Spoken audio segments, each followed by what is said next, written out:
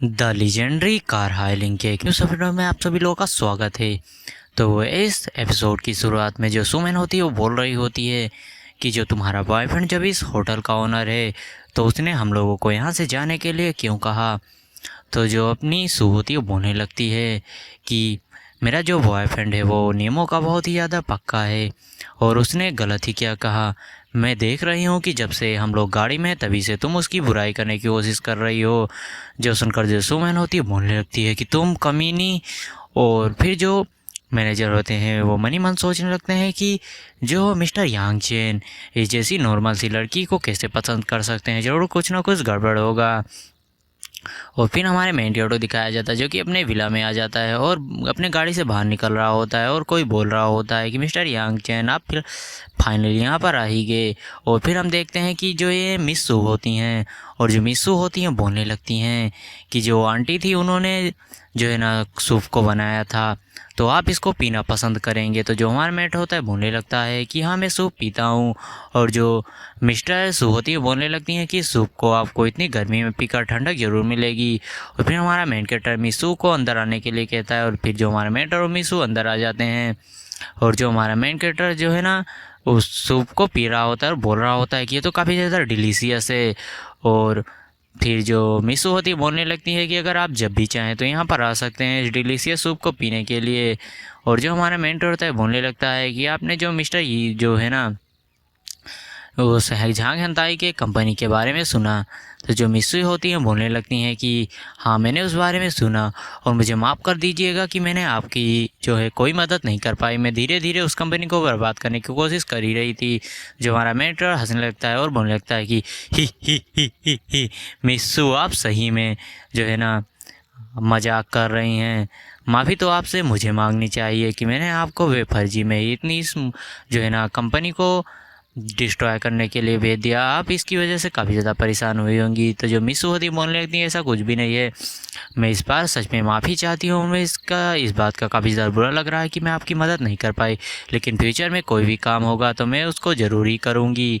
और जो हमारे मेट होता है बोलने लगता है चलो ठीक है, अगर फ्यूचर में मुझे कोई भी तुम्हारी हेल्प की ज़रूरत पड़ेगी तो मैं ज़रूर ही तुमको बताऊँगा और एनी टाइम। और जो मिस होती बोलने लगती हैं कि हाँ तुम बिल्कुल भी मत हिचकिचाना, तुम किसी भी चीज़ के लिए मुझसे कह सकते हो और तुम कहो तो मैं तुम्हारी गर्मी मिटाने में भी तुम्हारी मदद कर सकती हूँ। तो जो हमारा मेटा होता है बोलने लगता है कि इससे कुछ भी नहीं है। और फिर जो मिस होती हैं बोलने लगती हैं कि अगर तुम्हें फिर ये सब नहीं चाहिए तो चलो ठीक है, फिर मैं यहाँ से जा रही हूँ। और जो मिस होती है वहाँ से चली जाती हैं। और जो हमारा मेटा होता है सोच रहा होता है कि इन सभी के पास जो है ना एक अपना नौकर है जो कि इनके सभी कामों को करता है, तो मुझे भी एक नौकर ले लेना चाहिए। और फिर हमें एक औरत को दिखाया जाता है जिसका नाम होता है जुन्नी बाई।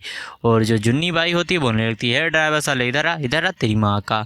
और फिर जो हमारा मेन कैरेक्टर है उसको गाड़ी में बैठा लेता है और जाने लगता है। लेकिन जो जुन्नी बाई होती है वो बहुत ही ज़्यादा हमारे मेटे को पका रही होती है, बोल रही होती है कि इधर से चल उधर से चल, मुंह में दे साले, इधर चल उधर चल तेरी माँ का।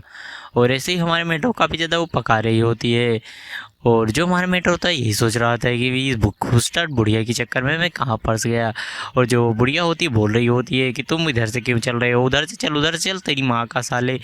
और जो मैं हमारा मेंटर होता है बोल रहा होता है कि तुम्हारे बच्चे जो है ना साथ में बैठे हैं, तुम अपने बच्चों के सामने ऐसी बातें कैसे कह सकती हो। तो जो बुढ़िया होती है हमारे मेंटर और भी ज़्यादा भड़कने लगती है, बोलने लगती है तू साले चोमू ड्राइवर, तू मुझे सिखाएगा कि मैं अपने बच्चों को क्या सिखाऊंगी क्या नहीं। और जो हमारा मेंटर होता है बोलने लगता है कि उधर जो ट्रैफिक पुलिस है मैं उससे तुम्हारे बारे में शिकायत कर सकता हूँ।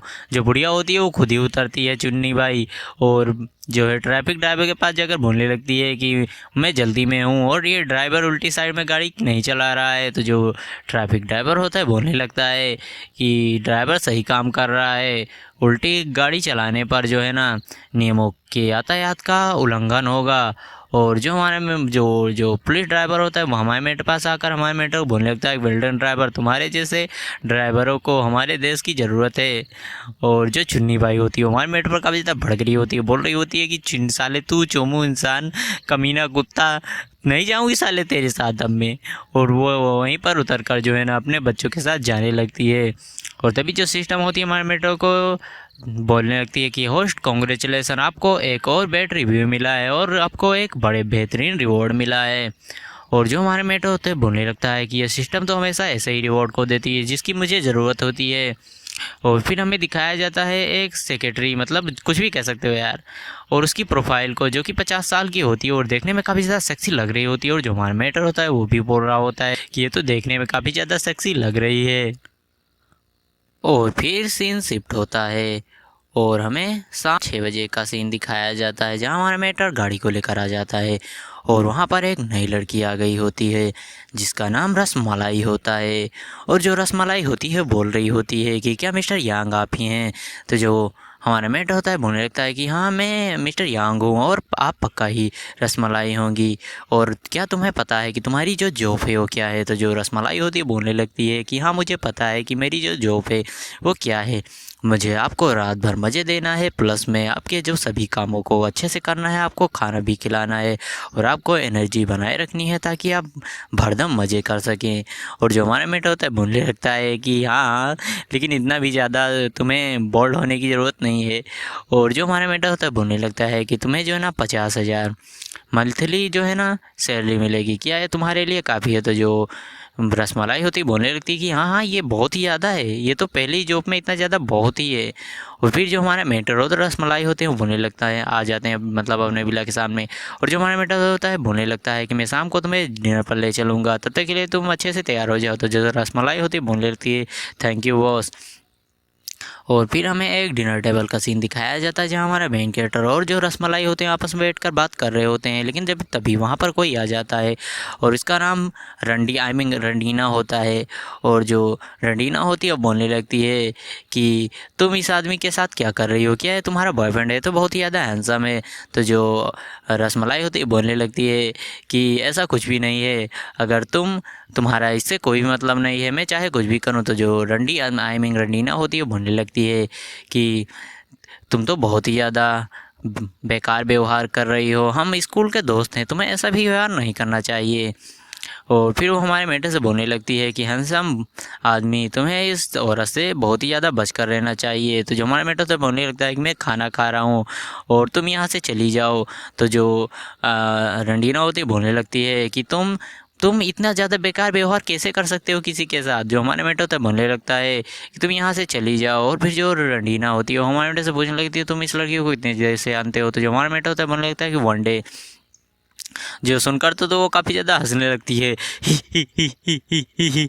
तुम इस लड़की को एक दिन से जानते हो, क्या तुम ब्लाइंड डेट पर हो?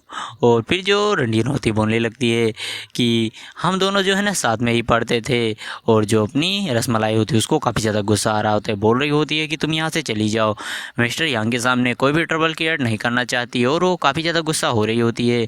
और फिर जो वो रंडीना होती है बोलने लगती है मैं ग्रेटेस्ट आई मीन रंडीना ऑल टाइम, मैं तुम्हें आज दिखाऊंगी कि मैं क्या हूँ। मैं एक बड़ी कंपनी में जॉब करती हूँ और अच्छा खासा पैसा कमाती हूँ। मैं तुम्हारे लिए जो है ना एक नौकरी ठिकवा सकती हूँ और तुम्हें अच्छा खासा पैसा कमाना को मिल सकता है और तुम अपने माता पिता पर भी निर्भर नहीं रहोगी। तो जो अपनी रसमलाई होती बोलने लगती है कि रनीना तुम यहाँ से चली जाओ, तो अब मुझे बहुत ही ज़्यादा गुस्सा आ रहा है। और फिर वो एक वेटरस को बुलाती है, वो बोलने लगती है कि हमारे खाने में कोई खलल पैदा कर रहा है, क्या आप इसको ले जा सकती हैं? तो जो वेटरस होती है बोलने लगती है कि मिस आप यहाँ पर क्या कर रहे हैं, क्या आपके पास जो है ना कोई टोकन है? तो जो वो रंडीना होती है बोलने लगती है हाँ मेरे पास 34 नंबर का जो है ना है। और फिर जो वो वेटर्स भी उसको इज्जत देने लगती है। और जो रंडीना होती है हमारे बोलने लगती है हमारे मेटर से कि मैं तुम्हें एक सलाह दूंगी कि तुम इस औरत से जल्दी चले जाओ, क्योंकि ये औरत धोखा देने में बहुत ही ज़्यादा एक्सपर्ट है। और फिर जो रसमलाई होती है वो काफ़ी ज़्यादा उस पर भड़क जाती है, बोलने लगती है कि तुम यहाँ से चली जाओ, वरना मैं उन सभी चीज़ों को सबके सामने खोल कर रख दूँगी जो तुम स्कूल में किया करती थी, तुम कैसे लड़कों को ले जाकर रात भर उनके साथ गपागप किया करती थी। और जो सुनकर तो जो उसको भी काफ़ी ज़्यादा गुस्सा आ जाता है। तो अगले एपिसोड में आपको पता चलेगा कि जो ये रंडीना है ये क्या क्या करती थी। और इस एपिसोड में मैंने काफ़ी चीज़ें अपने आपसे ऐड करिए ताकि जो है एक्सप्लेनेशन और भी ज़्यादा मज़ेदार बन जाए। तो आप लोग कमेंट करके बता सकते हैं कि आप लोगों को एक्सप्लेनेशन कैसी लग रही है और क्या मुझे इसी तरह से एक्सप्लेन करना चाहिए या नहीं। और तो मिलते हैं इसके अगले एपिसोड में, तब तक के लिए बाय बाय सायोनारा। तो मिलते हैं इसके अगले एपिसोड में।